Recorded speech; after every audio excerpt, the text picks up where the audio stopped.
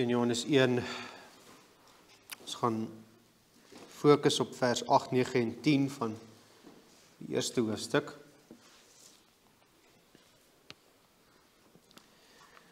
Kom ons lees van vers 5 af. 1 Johannes 1 van vers 5.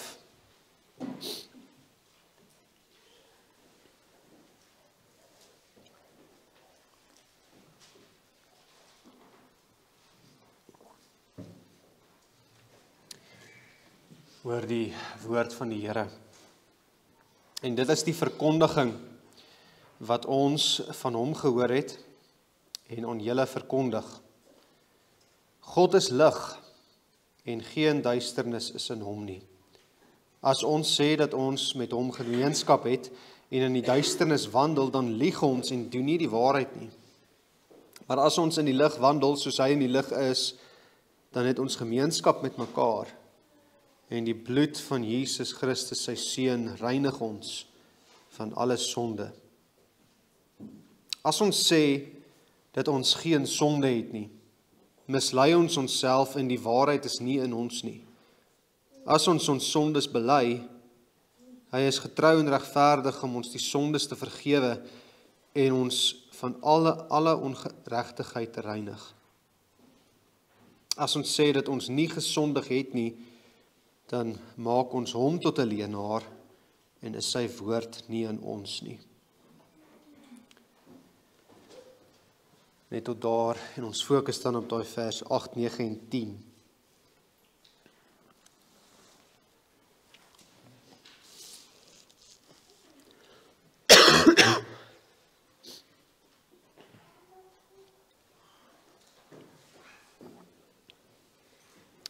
In Petrus 2 vers 24 sê, Jesus het self ons sondes in sy liggaam op die kruishout gedra, sodat ons die sondes kan afsterwe en vir die geregtigheid lewe, deur wie se wonde julle genees is. Jesus het dood gegaan, sodat die wat hy vrygekoop het, met sy bloed skoon gewas het, gereinig het, hulle wie se skuld hy gedra het, nou volkome regverdig voor die Vader staan, dat hulle nie meer in sonde moet lewe nie, maar vir sy geregtigheid. Ek gaan net weer daai versie lees. Hy het ons sondes in sy liggaam op die kruishout gedra, sodat ons sondes vergewe kan word. Ja, natuurlik, maar dis nie wat daar staan nie, sodat ons die sondes kan afsterf en vir die geregtigheid kan lewe. Dis die wonderlike evangelie. Jesus red ons sodat ons voor God gelyk 'n sondaar en regverdig kan wees, maar hy los my nie so nie. Hy red jou sodat sonde afgesterf kan word.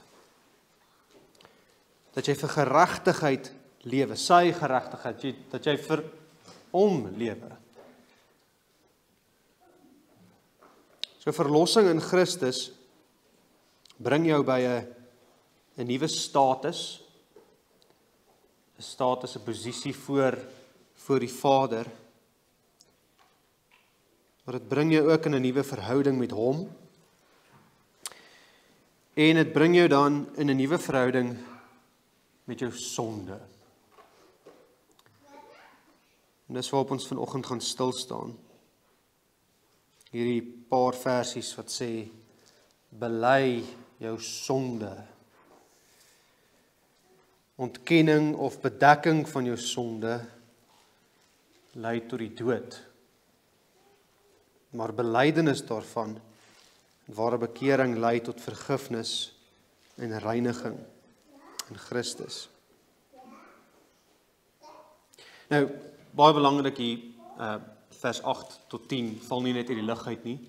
Dit kom na daai vers 5 tot 7, wat ons ook saam gelees het. En daai 3 versies, vers 5, 6 en 7, gaan oor daai, wat die opskrif hier daar ook is, God is lig. Hy is soos die son. Dis die son is die deel van die skepping wat die duidelikste dit wys, wat God vir ons gee om hierdie te verduidelik. Hy is lig, hy is soos die son. So kyk vir die son. Kyk wat sien jy as jy die son sien. Jou oë brand. En daar's 'n rede daarvoor.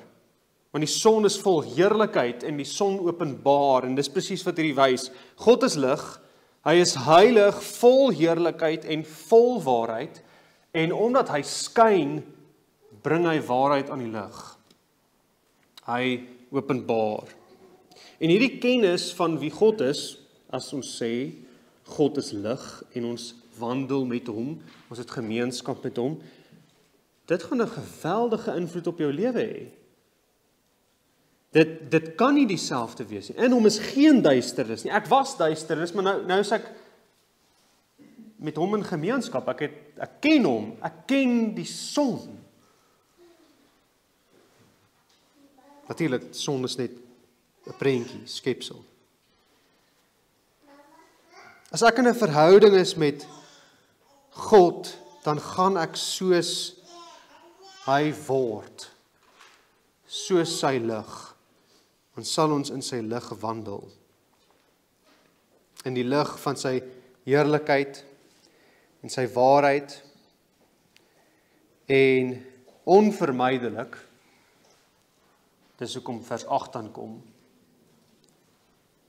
jy gaan iets anders in jouself sien. As ek langs die son loop, gaan ek niks meer kan wegsteek vir myself nie. Alles is oop. Die son is reg langs my. As ek sê ek het gemeenskap met hom, dan is hy reg langs my. Hy skyn alles. Daar is nie skade weer enige plek nie. Ek is in hom. Ek is in die son. Dit beteken onder andere dat ons nie meer ons sondes kan wegsteek nie.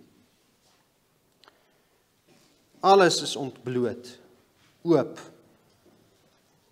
vir hom wat lig is. En dis kom Johannes dan sê, as ons sê, dat ons geen sonde het nie, mislei ons onsself en die waarheid is nie in ons nie. En daarmee saam, dit klink baie na dieselfde. Ons gaan nou sien, dis nie heeltemal nie, vers 10. As ons sê dat ons nie gesondig het nie, dan maak ons hom tot 'n leienaar en sy woord nie in ons nie. So, ons het hier te doen met, Johannes is vol, Johannes gebruik dit baie in 1 Johannes, in die evangelie ook, met hierdie as-sinne, as dit, dan dit, en hierdie as-sinne, en dis al drie hierso in Johannes 1 vers 8 tot 10, wys vir ons algemene waarhede uit. Dis soos, as die son skyn is 'n dag, dis vir dit is. As dit, dan is dit waar.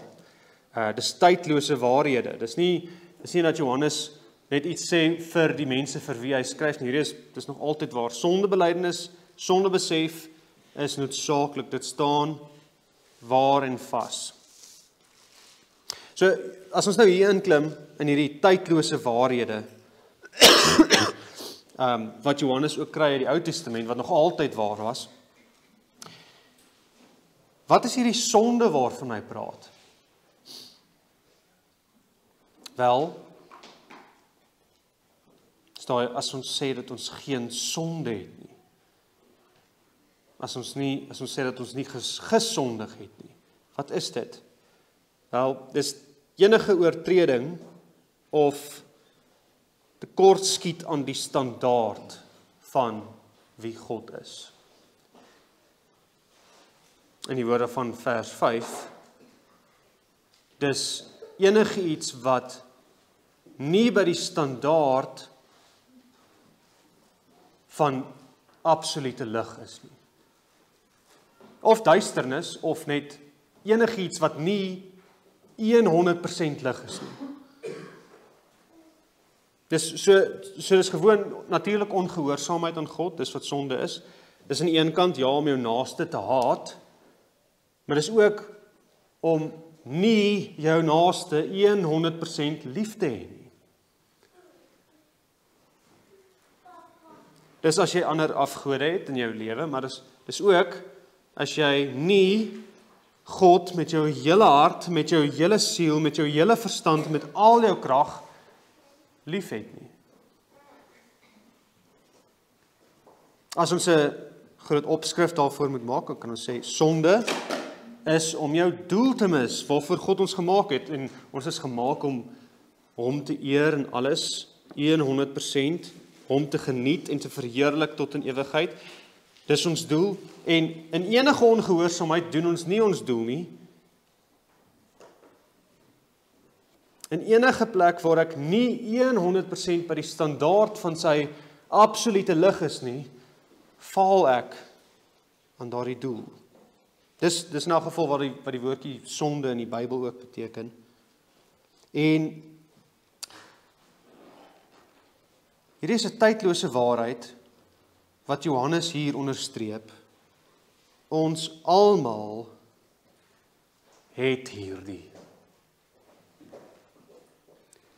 Soos Psalm 51 sê, ons almal is in sonde ontvang en gebore. En dit maak dat my geregtighede, my beste werke, ekskuus, is nog steeds nie goed genoeg nie. Dis soos 'n vrotlap, sê Jesaja 64 vers 6. Selfs my beste probeerslag is nog steeds nie by die standaard nie.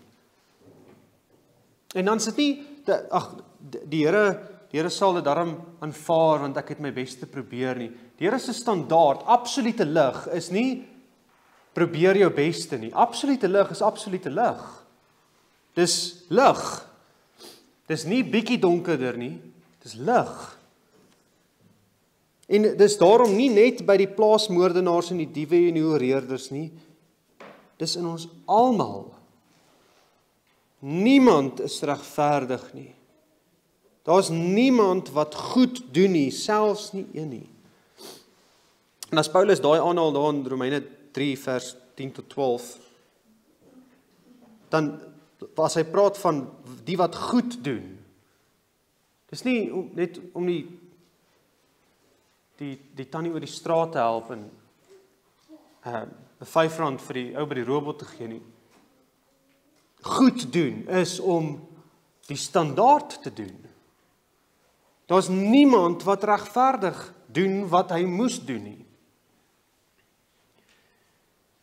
So Spreuke 20 sê, wie kan sê ek het my hart suiwer gehou? Ek is rein van sonde. Niemand. As ek om vers 8 sê, as ons dit ontken, mislei ons onsself en is die waarheid nie in ons nie. Dit is so belangrik. As ek bely, as ek sê, ek het gemeenskap, ek ken God,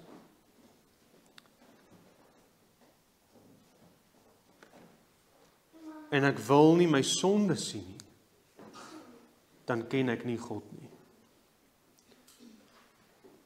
As jy God sien in sy lig, om regtig ken, as hy homself aan jou geopenbaar het deur sy gees en deur sy woord, dan kan dit nie anders nie. My hart word oopgeskyn, en alles wat daar binne in is oop. Ek kan nie by die lig nie. Ek's 'n sondaar.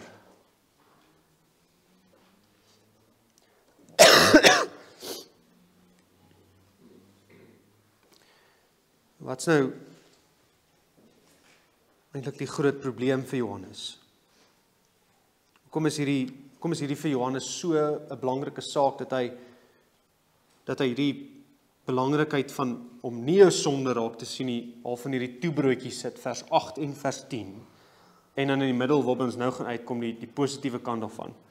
Hoekom noem hy dit 2 keer? Die negatiewe kant. Hoekom is dit regtig so belangrik? Goed, almal het sonde. Ons almal is in sonde ontvang en gebore. So wat? Wel, net weer, ek moet verstaan, wat is sonde? Sonde is rebellie teen die God wat 3 maal heilig is. Voor hom wat lig is, moet die engele hulle gesigte toemaak, sê Jesaja 6. Die engele wat sondeloos is, moet hulle gesigte toemaak vir die skyn van sy heerlikheid.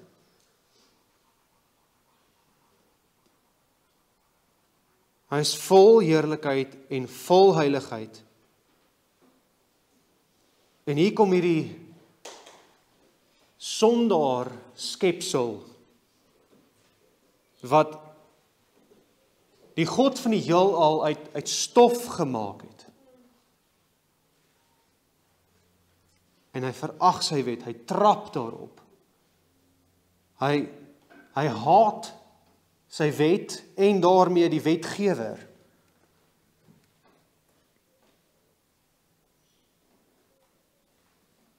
As God lig is, dan kan hy nie anders nie, hy haat daarom ook sonde. Dis nie net die sondaars wat hom haat nie, hy haat sonde. Hy sal dit nooit ongestraf laat bly nie. Hy haat alles wat hom verag.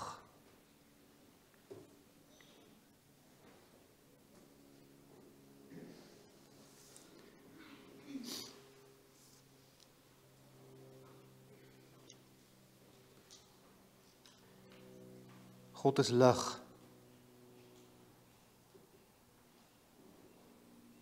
En as ek dan met hom wandel en sê, Christus het my skoon gewas, dan is hy steeds die God wat lig is. My sonde bedroef daarom die Heilige Gees ook. Hy haat sonde verskriklik, maar in sy kinders bedroef dit die Heilige Gees. En omdat hy lig is, sien hy in elke stukkie sonde wat daar in my hart is. Beter as wat ek dit self kan sien.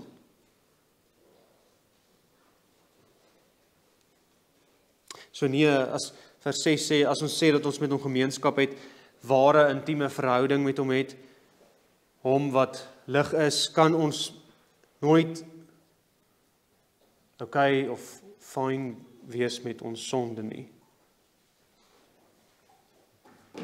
As ek dan met hom gemeenskap het, dan beteken dit Christus. God is so erg oor sonde dat hy sy eie seun doodgemaak het en hy het vir my dood gegaan. Hoe kan ek net so dink oor sonde? God het gewys hoe hy voel oor sonde. Hy is so lief vir jou dat hy sy eie seun gestuur het, mens geword en hy het doodgegaan aan daai kruis. Dis wat hy dink van sonde. Hoe kan ek nie dieselfde dink nie? Ek moet hieroor dink. Ek moet hierdie bepeins. My lewe in Christus is alles behalwe, kom ons noem nooit weer die woordjie sonde nie.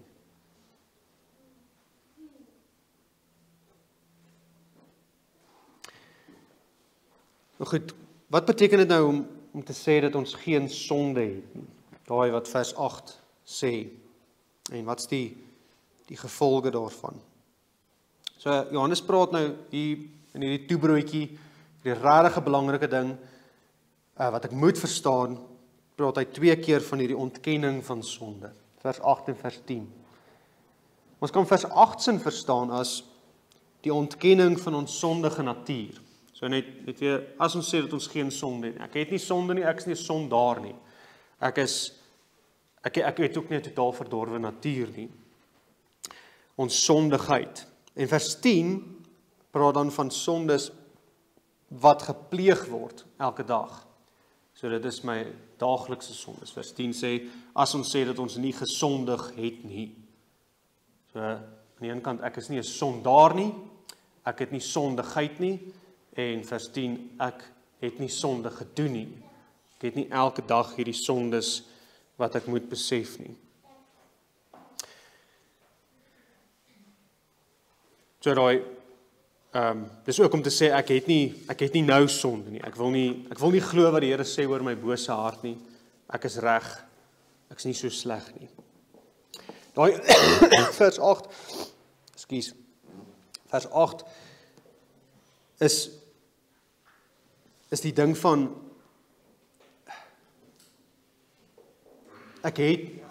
my hart is nie so sleg nie.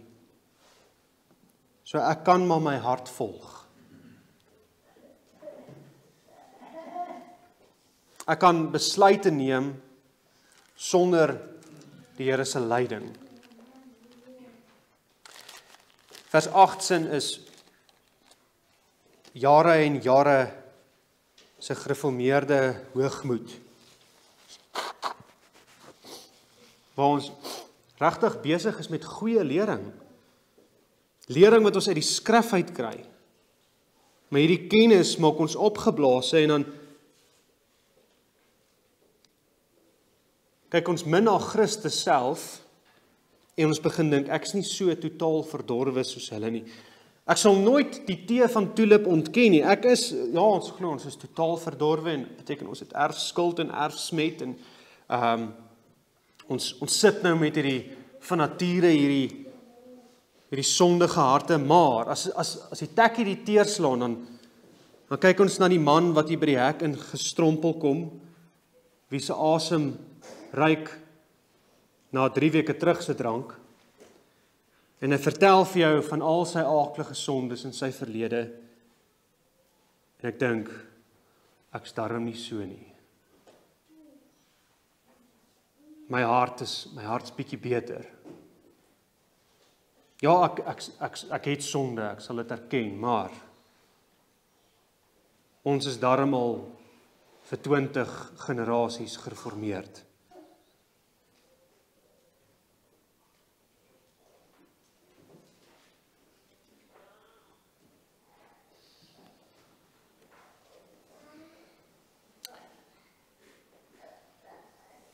As ons sê dat ons geen sonde het nie. En dan ook die ander kant, as ons sê dat ons nie gesondig het nie, die sondes wat ons elke dag doen en mens kan nog baie voorbeelde noem, maar dit is ons kan praat baie oor Christus wat hy vir ons gedoen het aan die kruis, maar dit is sondes van die verlede. Sonde is iets wat daar ver agter my hoort.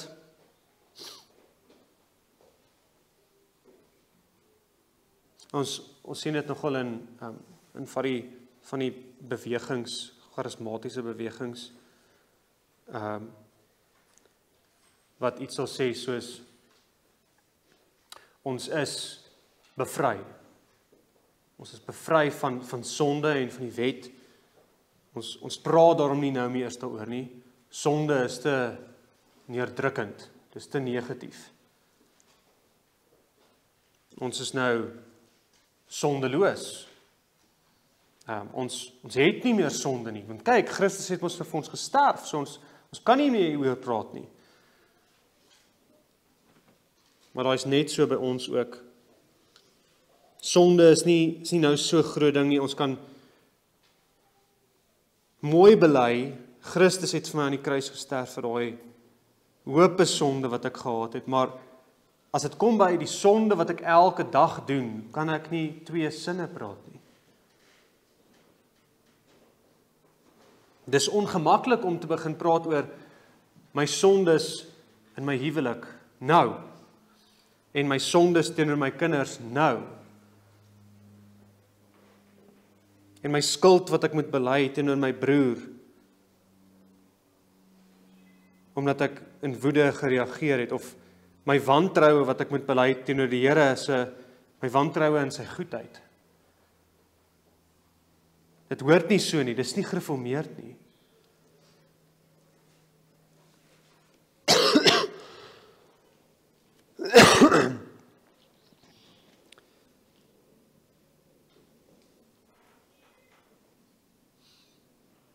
Johannes praat ook, die Here praat deur Johannes ook met die wat ons self regverdig. Waar ons weer eens God se heilige standaard probeer afbring, dat ek nie so sleg lyk nie. En dan is dit presies om te sê, ek het nie gesondig nie. Almal doen dit. Dis nie so erg nie. Ek is mos 'n Christen, die Here sal verstaan, of ek probeer die skuld van die sonde op iets anders plaas. Ek sê, ja, ek het dit gedoen, maar dis nie my skuld of my sonde nie, dis my kinderjare. Ek praat nou so met my vrou, want my pa het so met my ma gepraat. Ek sukkel met drank, want my omstandighede.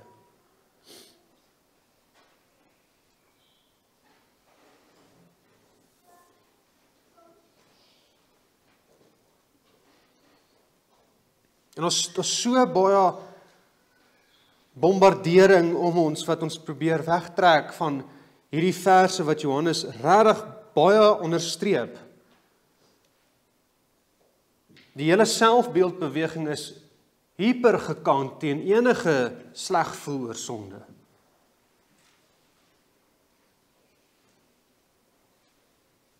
Dis die slegste ding op aarde om vir 'n kind te leer,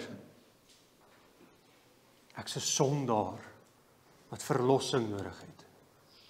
Hier nou, ek nie net in my katekisasieboek nie, nou. Daar waar ek gejok het vir mamma, ek het vir Jesus nodig.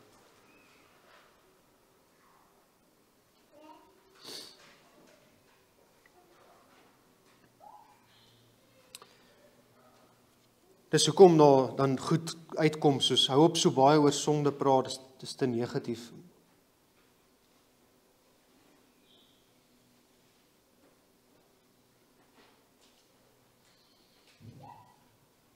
Satan haat dit. As 'n sondaar onder die indruk kom in die lig van wie God is, van wie hy is. En daarom is die versoekings is nie net om te sondig nie. Die versoekings is ook om nie jou sonde te sien nie.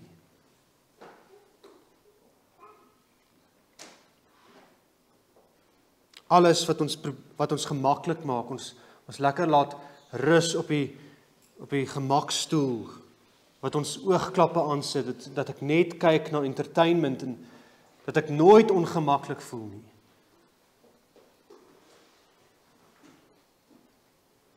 Dis alles om jou oë weg te trek van Christus af.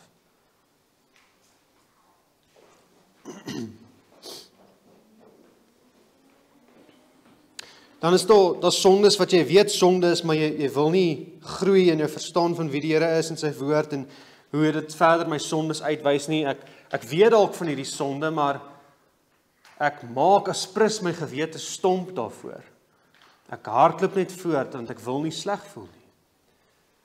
Soos, ek hoor sonde soos hoogmoed en geïrriteerdheid en jaloesie en ondankbaarheid en die invloed van die wêreld op ons gedagtes. En ek kan maklik dalk ander mense wys op hulle foute, maar myself, ek wil nie hieroor praat nie, want ek wil dit nie sê nie. Ek wil nie sê dat ek gesondig het nie. En ek haat dit as 'n preek dit uitwys, en ek haat dit as 'n ouderling vir my 'n ongemaklike vraag vra.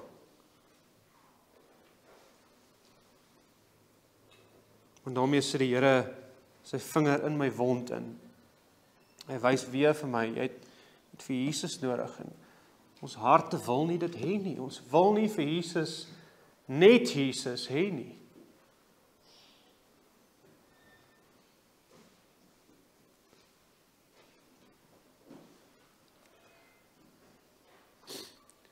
Wat zijn die gevolge daarvan? As ons lewe met hierdie.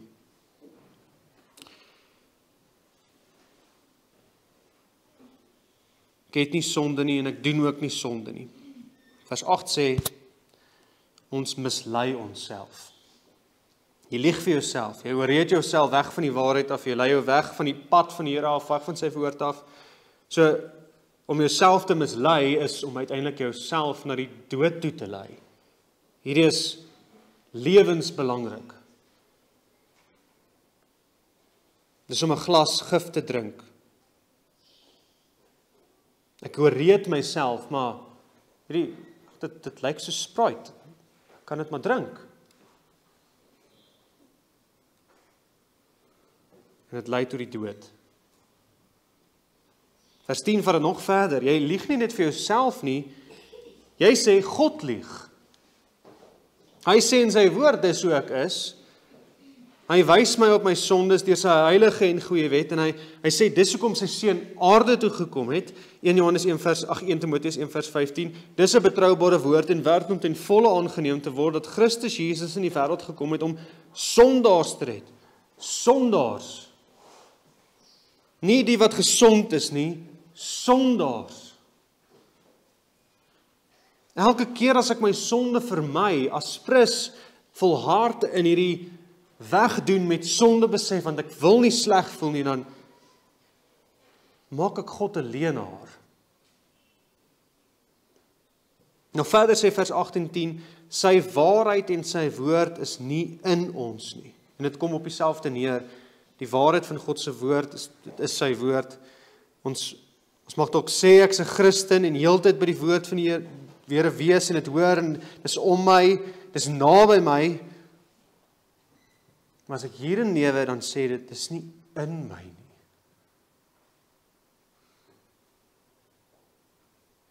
As jy nie in sonde besef is nie, as ek nie sonde besef het nie, is ek nie 'n Christen nie.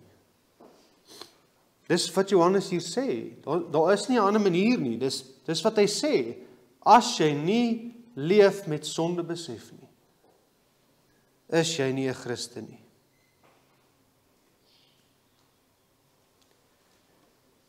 As jy nog nooit regtig voor God, die God van lig, in die hart getref is deur jou sonde nie, het jy nie sy waarheid nie. En as jy deur jou lewe hardloop sonder daaglikse sonde besef, is jy nie 'n gelowige nie. As die waarheid in jou was, sou jy die sonde raak gesien het. En as jy in Christus geglo het dat hy vir jou sondes gesterf het aan 'n kruis en opgestaan het, sou jy jou sondes raak gesien het. As jy in gemeenskap met hom geleef het wat lig is, sou jy jou sonde raak gesien het.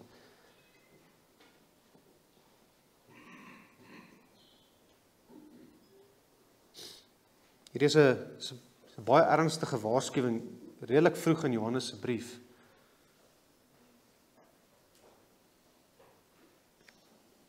As ons dit vergelyk met Johannes 8 vers 44,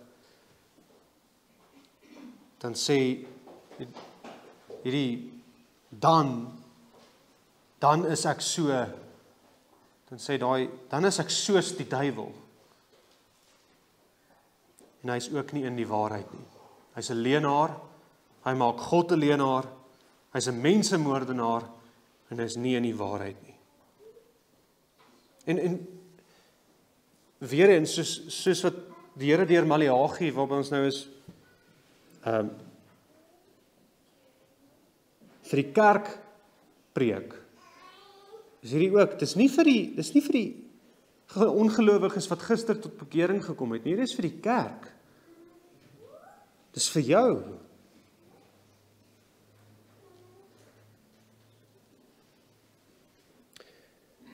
Goed, so wat doen ons nou met ons sonde? Wel, die teenoorgestelde is vers 8 en 10. Ons moet ons sondes bely.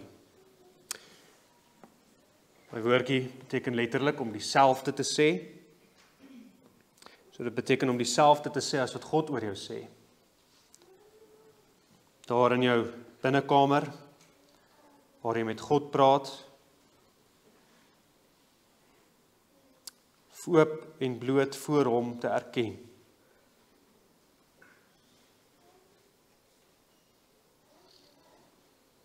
En natuurlik voor dit moet ek besef ek is 'n sondaar. Ek moet besef hoe erg dit is. Anders is belydenis sommer net hierdie uiterlike oefening, skynheiligheid. Dis nie net sommer spyt wees oor my sonde omdat ek uitgevang is nie. Dis omdat ek regtig voor die God van lig gesien het, sy lig het in my hart ingeskyn, kyk die vrot wat hier uitkom. En ek gooi dit nou voor hom uit. Dis waar, Here, ek is 'n sondaar.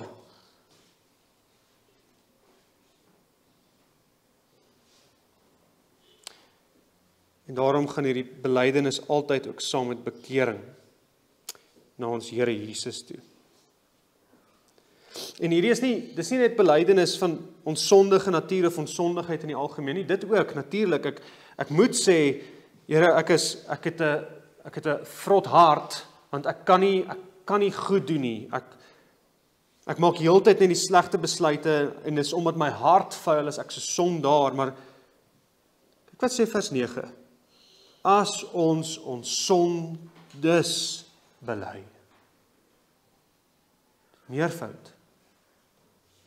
So Johannes veronderstel hierdie gaan meer as een keer gebeur en ek gaan sondes by die naam noem. Spesifieke sondes. Dis maklik om te bid. Ek's 'n sondaar, Here, vergewe my en ons moet dit doen. Maar dis anders as ek doelbewus in die lig van God se woord kyk na my hart en ek sien wat daar uitkom en ek sê, Here, ek is 'n oreerder. Ek het vandag na die vrou op die TV gekyk of die vrou op die paal hier langs die pad.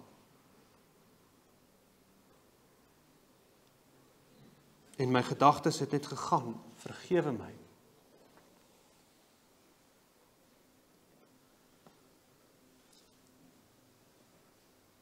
As ons sondes bely, hy is getrou en regverdig om ons die sondes te vergewe en ons van alle ongeregtigheid te reinig. God is getrou en regverdig, hierdie is so goed. Wat het dit met sondebelydenis en sondevergifnis te doen? Wel, daai getrou en regverdig sê, God hou by wie hy is. God hou by sy beloftes. Hy sal doen wat hy gesê het hy sal doen. Hy's getrou aan sy belofte dat daar een sou kom om die slang se kop te vermorsel.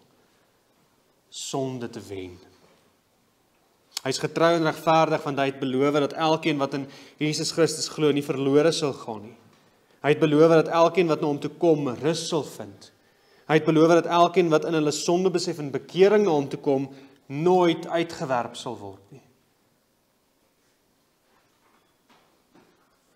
En in Johannes 1 vers 9, in hierdie versie gaan dit nou oor God se belofte van sondevergifnis en reiniging vir elkeen wat na hom toe kom. En hy beloof in Jeremia 33 vers 8, en ek sal hulle reinig van al hulle ongeregtigheid waarmee hulle teen my gesondig het, en vergewe al hulle ongeregtighede waarmee hulle teen my oortree het. Hy beloof dit. En hy is getrou en regverdig. So as ek my sonde bely, Here, hy is getrou en regverdig, hy het gesê, hy gaan my sonde vergewe, hier gooi ek dit uit vir u, vergewe my asseblief. U sê, u sal. Hy gaan my oortredinge verwyder en nooit meer daaraan dink nie.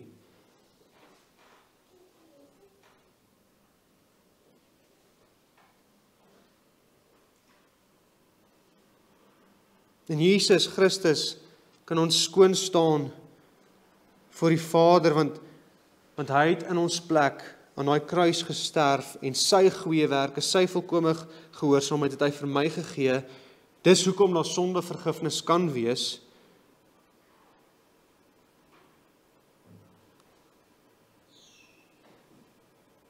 As God regverdig is, beteken dit elke mens se sonde moet gestraf word. Want hy is wie hy is, hy bly by wie hy is, en hy haat sonde, hy is heilig, en daarom kan sonde nie net onder die mat ingevee word nie, dit moet gestraf word, maar is gestraf op sy seun. En hy is regverdig in sy belofte wat sê, elkeen wat na sy seun toe kom, kry werklik vergifnis van daai sondes. Daarom as ons kyk na Jesus wat gekruisig is, kyk ek ook nie na my sonde.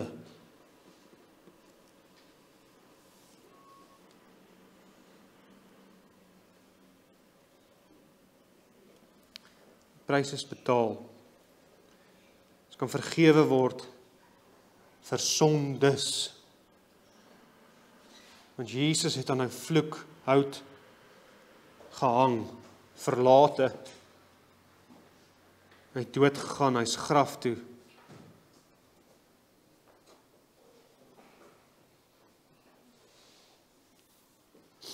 Maar ons word ook gereinig van ons sondes in die bloed van Christus.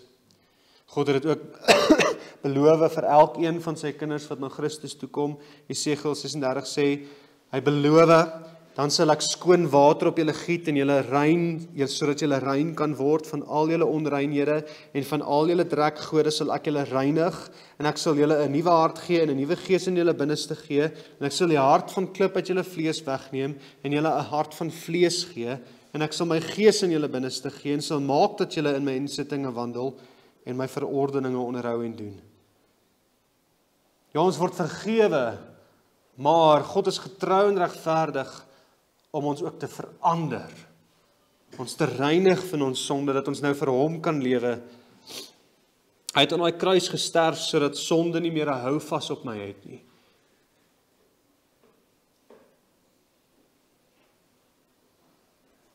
Hy het opgestaan, sodat ons saam met hom kan opstaan in 'n nuwe lewe. En dis waaroor daai reiniging van ons ongeregtigheid gaan in vers 9. As ons sondes bely. Hy is getrou en regverdig om ons die sondes te vergewe en ons van alle ongeregtigheid te reinig.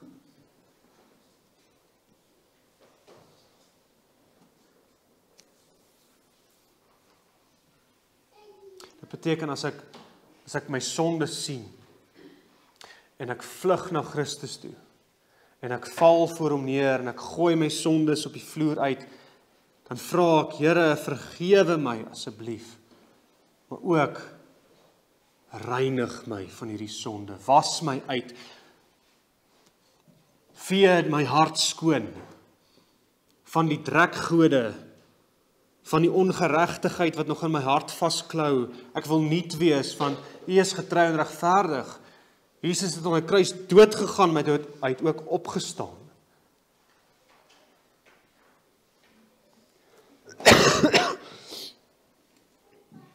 En weet julle,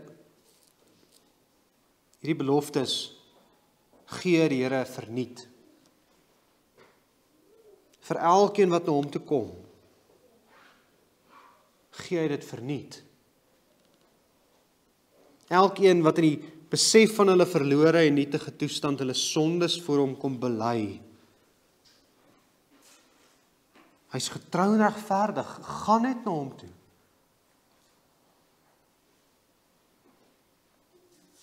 Hy staan hier, hy sê, hou op jou sondes wegsteek, kyk wie ek is, kom na my toe, almal wat vermoeid en belas is, en ek sal julle rus gee, en elkeen wat na my toe kom, sal ek nooit uitwerp nie.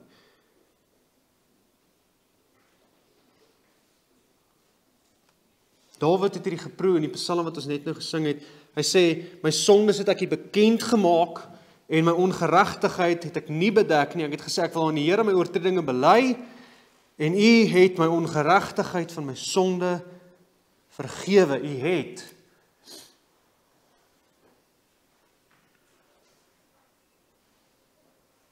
En dis nie eers nodig dat as ek my sonde voor die Here bely in gebed, dat daar dan 'n stem in die hemel kom en sê, jou sondes is vergewe, Wieko nie. Want so waar as wat hierdie woorde hier staan, so waar is dit. Hy's getrou en regverdig. Hy vergewe sonde vir elkeen wat dit voor hom bely.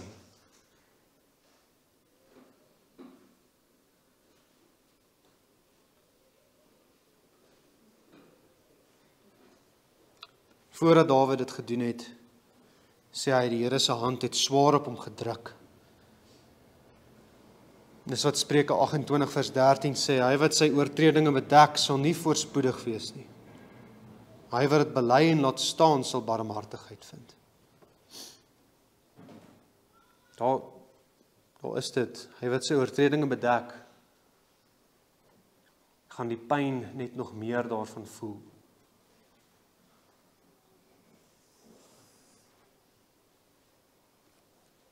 God se oplossing vir al die sondes in jou lewe is belydenis.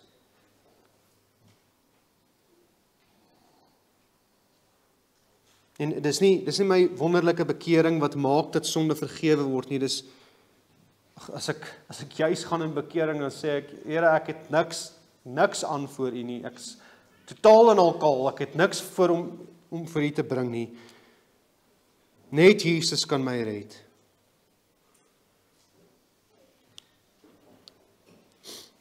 My gee dit gratis. Julle sien die groter meerderheid van ons probleme in ons siele, ons worstelinge, ons depressie en ons woede en ons hartseer en die sondes in onsself en die sondes om ons, se probleem sit hier. Ons weet nie wat om met dit te doen nie. Ons wil nie weer 'n sonde nie, maar my gewete kla my aan. En dan bedek ek my sonde en ek's nie voorspoedig nie.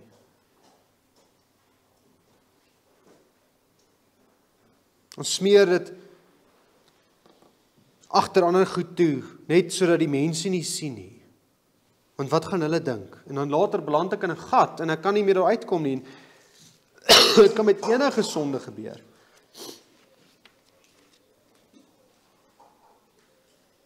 Die Here sê, bely. As jy teen ander mense gesondig het, bely dit natuurlik eers voor die hemele, voor God teen wie jy gesondig het. Hardloop na Christus toe en gaan dan na jou naaste toe en bely.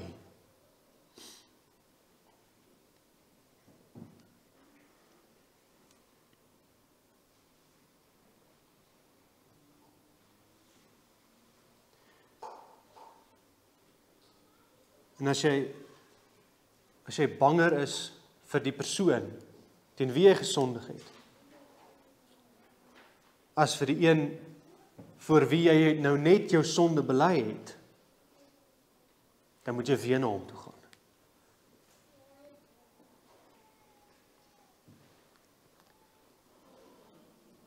Bely.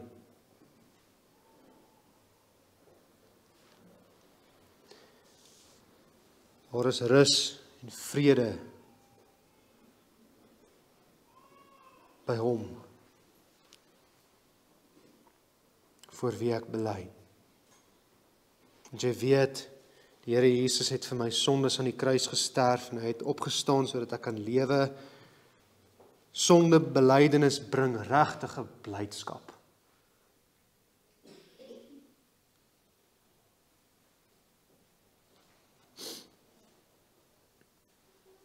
Regtige versoende, herstelde verhouding.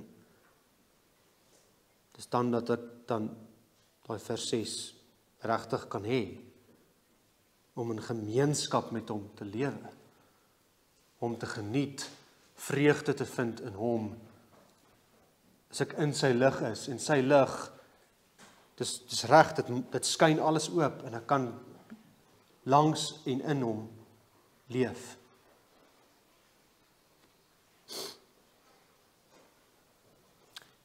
Nou by hom besef ek dan, ek kon nie eers my sonde raak gesien het, as dit nie was vir die Gees wat in my gewerk het nie. Sy Gees van lig. En na dieselfde Gees gaan my nou verder oortuig van my sonde, deur my neus te druk in sy woord in. Want dis hoe Christus sy kerk regeer, deur sy woord en Gees. En hierdie oortuig my nog verder, nog dieper, hoe nodig ek Christus het. En hy oortuig my nog verder deur my aan 'n etenstafel te sit, saam met medegelowiges of weerskante van 2 koffiebekers en ons gesels oor sy waarheid En hy oortuig my van sonde.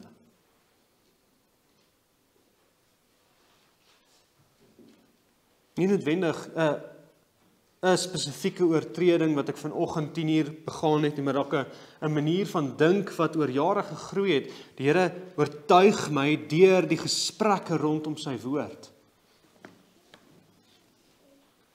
En die Gees doen dit dalk deur die nag, dat ek wakker word met gedagtes van worsteling en pyn, dalk selfs fisiese pyn, sodat ek kan bely, dat ek gemeenskap met hom kan geniet. Ons kan bely. Ek kan na die heilige een vol majesteit en heerlikheid gaan. En vir hom sê, God, ek het teen u gerebelleer, u wette verag, vergewe my, wees my genadig. En hy sê, jy is vrygespreek, my seun het die prys betaal. Jy is vergewe, en ek reinig jou van alle ongeregtigheid. Amen.